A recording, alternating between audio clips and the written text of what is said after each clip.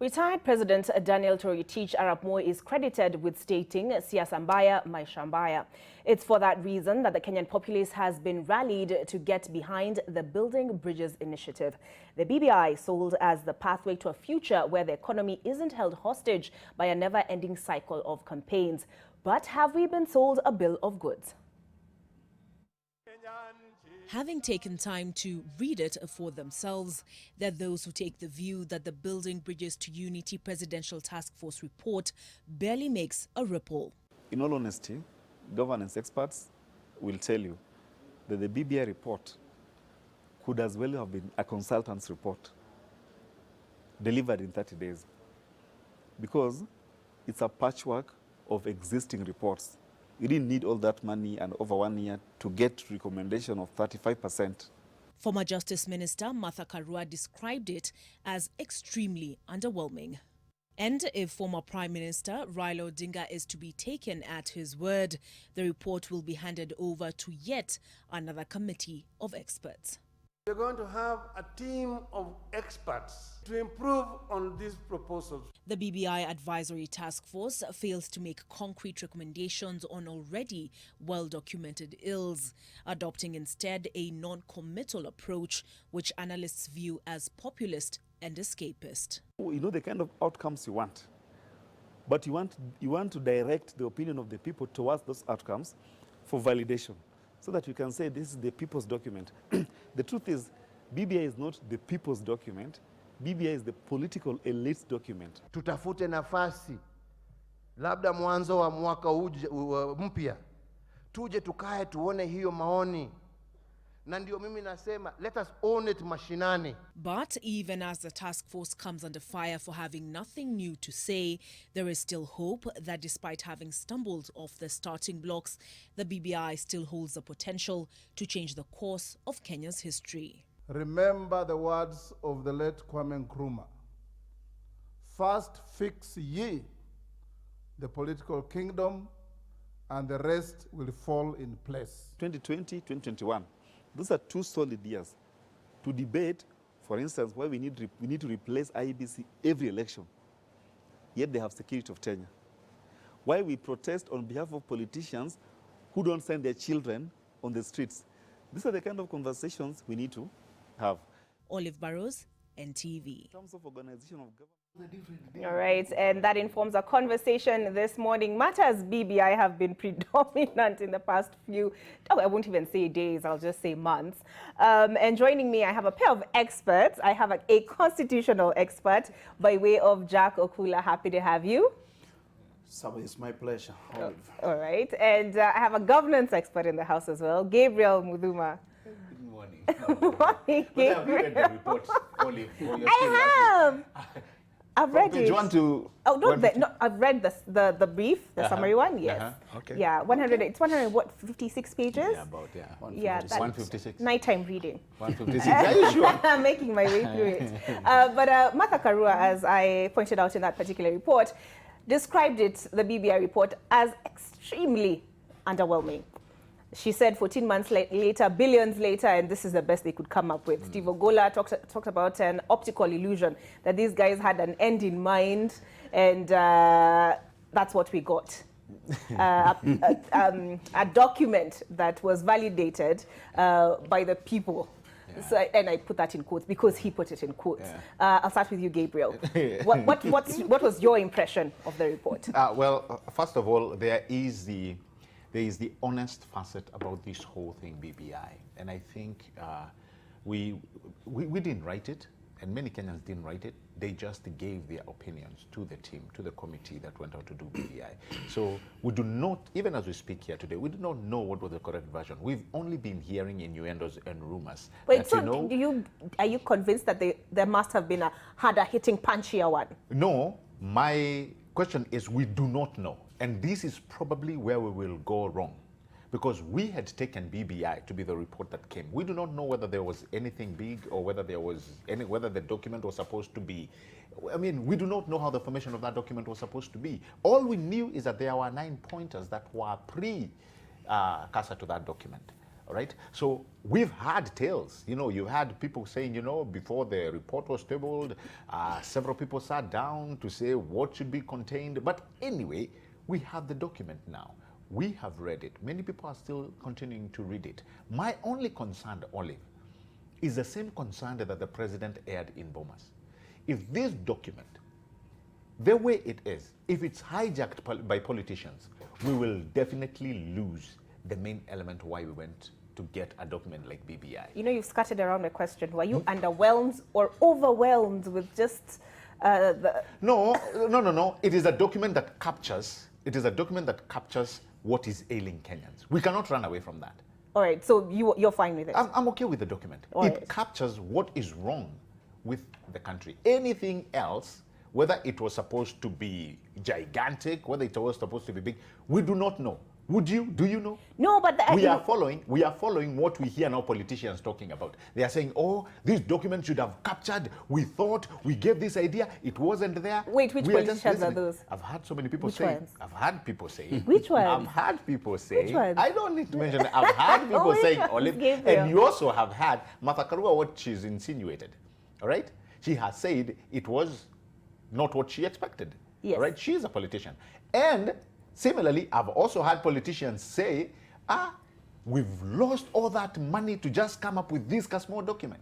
Okay. There are others who say, we expected more in that document. There are others who go on to say, hang on a minute, this is not what the document was originally. Gabriel, I'm one of those people who expected more. I'll just be honest with you. Jack, what was your impression? Before we can get to the impression we have of the BBI report, we need to interrogate the TOR, the terms of reference for the task force. Ideally, what is a task force supposed to do?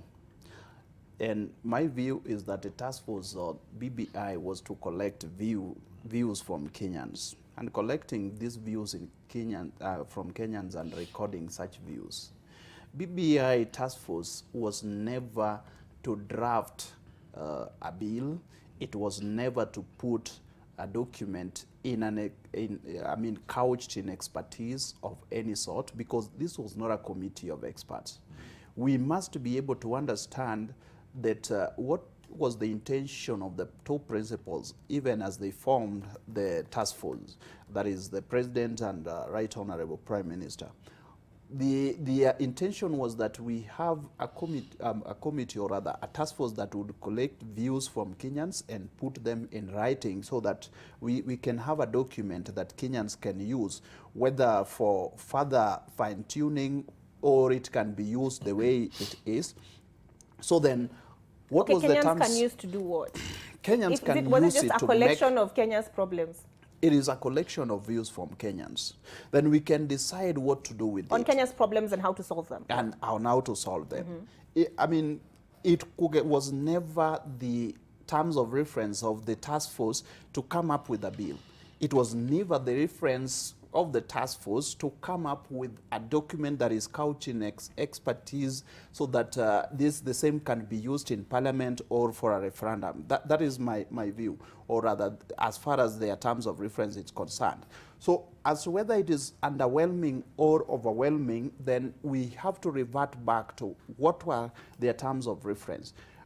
On issues to deal with the months that they took, of course, we have over 47 million Kenyans, almost 50 million Kenyans. So if they are going to talk to the representatives of these people, they needed to take more time.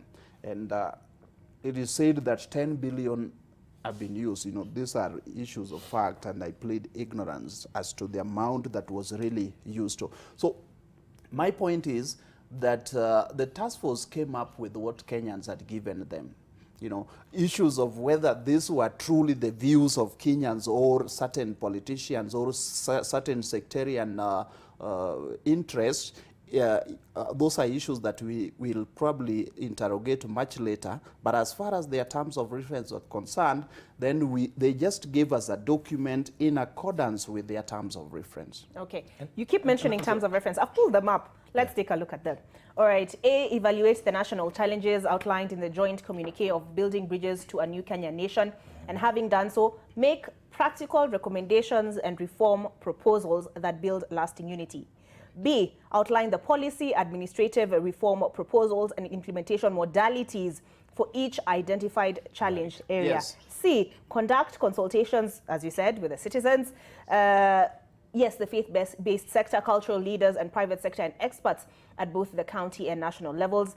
And it goes on to state what they're allowed to, how they should conduct themselves, shall regulate its own procedure, shall privilege bipartisan and non-partisan groupings. Those are matters of generalities. Yes, just 1 second. Yeah. Shall outline the policy, administrative reform proposals and implementation modalities for each identified challenge area. Olive, if you looked at Implementation, practical, what other adjective can I pull from here? Basically, the sentiment I got from persons like Steve Ogola, Martha Karua, is that where's the practical aspect of this? Where are the specifics? It seems like this vague, non-committal, you know, like for example, I did a story on the devolution part of things.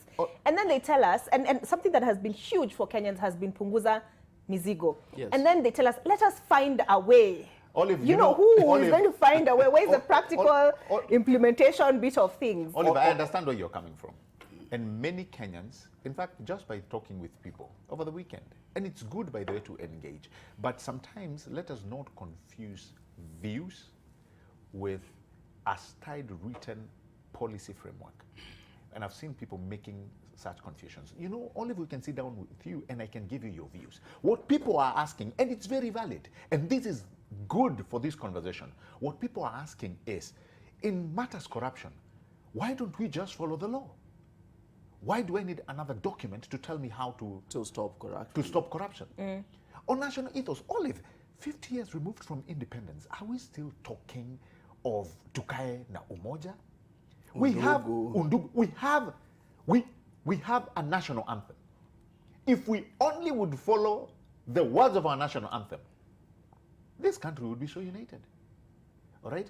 And this is the conversation Kenyans are having. And this is now where we need to come and ask, hey, if we have all this unifying aspects, what is it that keeps tearing us apart? I am glad we have started a conversation on our electoral reform. You know, Wakili, this is something that has eluded us through and through. We started out by the Kivuitu-led commission, ECK. We bungled it out, we removed it. We came with the IBC, the Hassan-led commission. What happened? After one election, we removed them out of office. Now we have Chebukati. We want them gone. So what is the issue? What must be put in place rather than a framework that will ensure that the issues that keep cropping up year in, year out are arrested? Do they require a law? Probably they should. But the laws that are there are still not being followed. So how sure am I that even if we build another set of laws, that people will follow them? And therein comes the major elephant in the room, implementation. All right. Jack, I saw you nodding. Yeah, this is because if you read the report, you realize that what the task force had come up with are some of the ills or some of the problems that are bedeviling this country, and of course went ahead to make recommendations as to what need to be done. To expect that the task force would transform into some committee of experts is to miss a mark, because that was probably the expectations of all Kenyans, that after we have collected all the views, that the task force would, I mean, by their own volition or on their own volition, they would just transform into a committee of experts. If we needed policy experts to craft this into a policy document, or if we needed legislative experts to craft this into a workable legislative document like a bill, then nothing would have been easier than for the president and the prime minister to do so, to appoint such persons. And even the task force would have been afforded a number of experts to do that kind of work. So in my view, the task force did what they were they could possibly do, or they could practically do, in terms of collecting the views. And I said that whether the views are the views of Kenyans or certain politicians is neither here nor there. Whatever views they are, and also to give practical recommendation as to what we need to do as a country. So then, to answer your question, the question is in the negative, to the extent that I do not believe that this work was underwhelming. As to the amount of money that they had spent, I mean, maybe if we needed to have books of accounts and know how much for every cent, so that we got value for money, maybe 10 billion was a bit in the excess, but again, they know, or rather the people who appointed them would really be able to explain to Kenyans how this 10 billion was used. So then, after they have given us this report, it is for us as Kenyans, and I have seen sections of politicians, commentators talk about whether we need to craft this into a bill and take it to Parliament to be passed as a bill or amendment to the Constitution as per the Article 256, that parliamentary initiative, whether we need to go to Article 257 of the Constitution, that is popular initiative, or whether we need to go through a referendum as per Article 255 of the Constitution. Those are the conversations that we need to start having, and then the conversation on its content. What are the content of the BBI report, and whether they warrant us going to craft, and I believe, as my brother Muthuma said, there are a raft of recommendations. Actually, the major part of the document that really do not need any kind of legislations, because the legislations are already there. Or if they need any kind of legislation, that you may not necessarily need to amend the Constitution, because you are talking about devolution aspect of governance, then you may not necessarily amend the Constitution, except for the part that talks about the revenue, I mean the audited reports, what percent term or what percentage we need to take to the counties. The rest of the issues, we can actually go to the County Government Act of 2012 and decide which part or which sections of the law we needed to amend. If we needed to create a health commission, we may not necessarily have to put that in the Constitution by dint of amendment. We can craft the Health Commission Act of 2019 or 2020 or whatever it is. So looking at this report and looking at the recommendations of the report, you would realize that some are matters of generalities that we do not need to put in the law. As a matter of fact, if you look at the preambular provisions of the Constitution and even the schedular provisions of the Constitution, which are matters dealing with ethos, national ethos, you know, the preamble are talking about God, values that we hold dear to our hearts and Kenyans. And we're talking about the schedular provisions like the national anthem, O God of all creation, you know, love, peace, and unity, justice be our shield and defender.